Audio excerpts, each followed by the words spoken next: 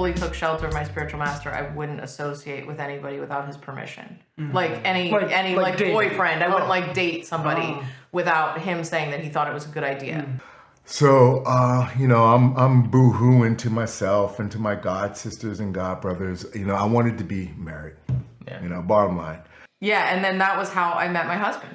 Was because I was still very lonely, still really wanted to be in a relationship. And so I was like crying on the shoulders of all my god sisters. And apparently, unbeknownst to me, there was a young lady in Gitanagri who was also crying on everyone, crying on everyone's shoulder, like, I need a husband, blah, blah, blah. And they were like keeping an eye out for like who might be a good match for her.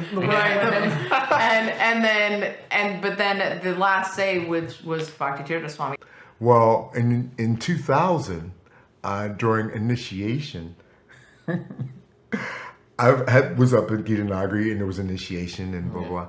So finally, as I remember it, Mother Anasuya told me about Ajamil and that he was also looking for a wife, and she told Ajamil about me and somehow like gave us like each other's contact information, which back in the day that would be a phone number and not a cell phone, but like a landline. And an email address. So we had email at that point. We pursued and we got in contact. And I was kind of like, I knew what she looked like and stuff, but because I was a video guy, I had video, so I actually could go back and like, And it was funny because she was like, I kind of knew what he looked like, but I had, Yeah, you had the footage. Yeah, I had the footage. Reviewing the footage. So,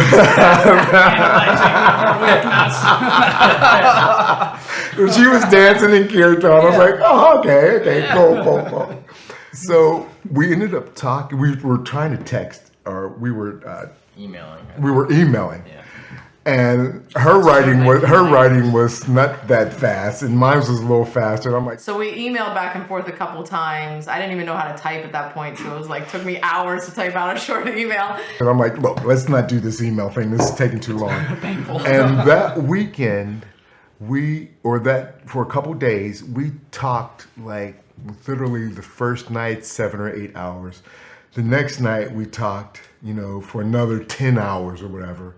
And she's like, okay, stop. Let's ask if this is okay. Let's see if, permission. So.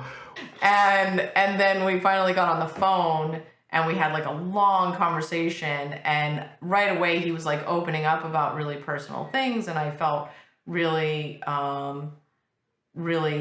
I was beginning to become attached to him, and like he had a lot of good qualities that I thought were awesome, and so then at the end of the conversation I said, okay, I'm not talking to you again unless because he was my god brother, so he could go also to ask permission. It wouldn't just have to come from me. So I said, unless you get permission from Gurudev to associate with me or date me, I'm not going to speak to you again. We talked to Bhakti Tirtha Maharaj and asked if he think this would be a good idea.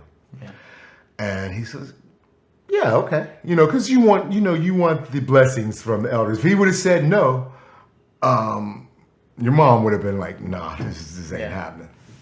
So, by like this was like maybe 2-3 o'clock in the morning, because we had been talking like late into the night. And then by like 8 o'clock in the morning, he called me back and he was like, I got permission. Guru said it's a good idea. I was like, okay, that's it. Guru said it's a good idea. I've asked about so many other people. He always said, no, you're a good idea. I'm marrying you. Like that was... No, thanks. But that was, I know that wasn't necessarily what exactly you were looking for in terms of, but that was a very personal and very practical way. It did change your life though, and it did. So our first date was that next weekend, and we met at the barn, and we milked a cow. Oh, so and that was my first time. Yeah. And that's how it started.